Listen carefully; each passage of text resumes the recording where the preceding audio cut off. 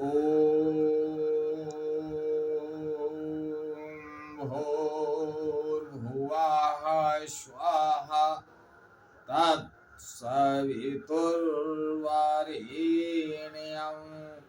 भर्गो देवस्य धीमहि धियो यो नः प्रचोदयात्। उस प्राण स्वरूप, दुख नाशक, सुख स्वरूप, श्रेष्ठ, तेजस्वी, पाप नाशक, देव स्वरूप परमात्मा को हम अंतरात्मा में धारण कर रहे हैं। वह परमात्मा हमारी बुद्धि, वाणी तथा कर्मों को कल्याणकारी मार्ग पर प्रेरित करे। परम पूजनीय गोस्वामी तुलसीदास जी द्वारा रचित श्री रामचरितमानस महाकाव्य का ये भाग नंबर 128 आप लोगों के समक्ष प्रस्तुत कर रहा हूं। आप लोग इसका श्रवण करें और अपने जीवन में ज्यादा से ज्यादा सकारात्मकता की अभिवृद्धि करें। भगवान मनु नैमिषारण्य में मुनियों और ऋषियों के साथ तपस्या में मग्न हो गए। वे सहस्त्रों वर्ष हवा और सहस्त्रों वर्ष जल के सहारे भगवान के चिंतन में खोए रहे। गोस्वामी तुलसीदास जी लिखते हैं, ये ही विधि बीते बरस खट साहस बारी आहारी संवत सप्त सहस्र पुनि रहे समीर आधारे। इस प्रकार जल का आहार करके तप करते 6000 वर्ष बीत गए। फिर 7000 वर्ष वे वायु के आधार पर रहे। बरस सहस 10 त्याग्यु सो ठाढ़े रहे एक पद दो।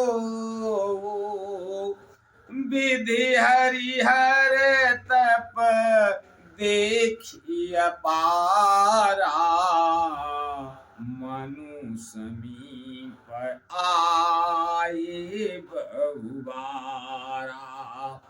10,000 वर्ष तक उन्होंने वायु का आधार भी छोड़ दिया।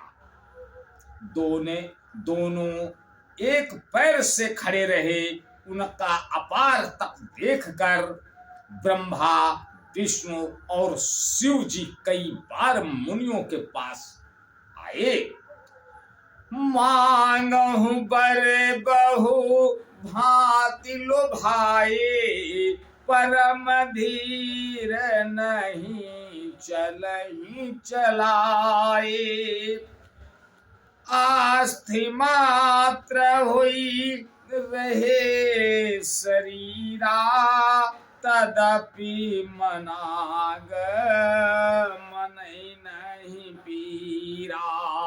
उन्होंने इन्हें अनेक प्रकार से ललचाया और कहा कि कुछ वर मांगो, पर ये परम धैर्यवान राजा रानी अपने तप से किसी के डिगाए नहीं डिगे। यद्यपि उनका शरीर हड्डियों का ढांचा मात्र रह गया था, फिर भी उनके मन में जरा भी पीड़ा नहीं थी।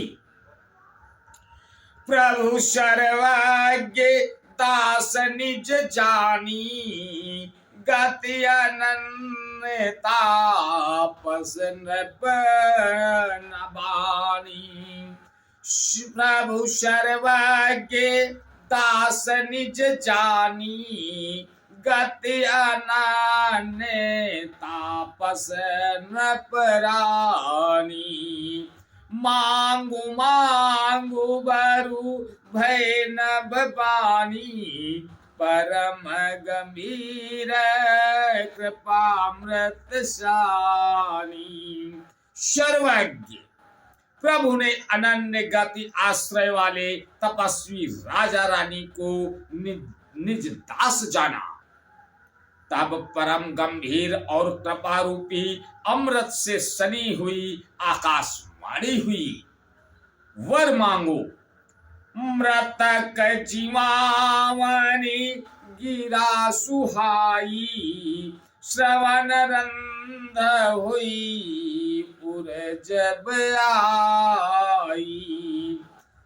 हष्ट पुष्ट तनु भये सुहाए, मान हुआ वही भवन ते आए। मुर्दों को भी जिला देने वाली यह सुंदर वाणी कानों के छेदों से होकर जब हृदय में आई, तब राजा रानी के शरीर ऐसे सुंदर और हष्ट पुष्ट हो गए मानो अभी घर से आए हैं। श्रवण सुधासम वचन सुनी, पुलक प्रफुल्लित गात, बोले मनु करी दंडवत, प्रेमन हृदय समात।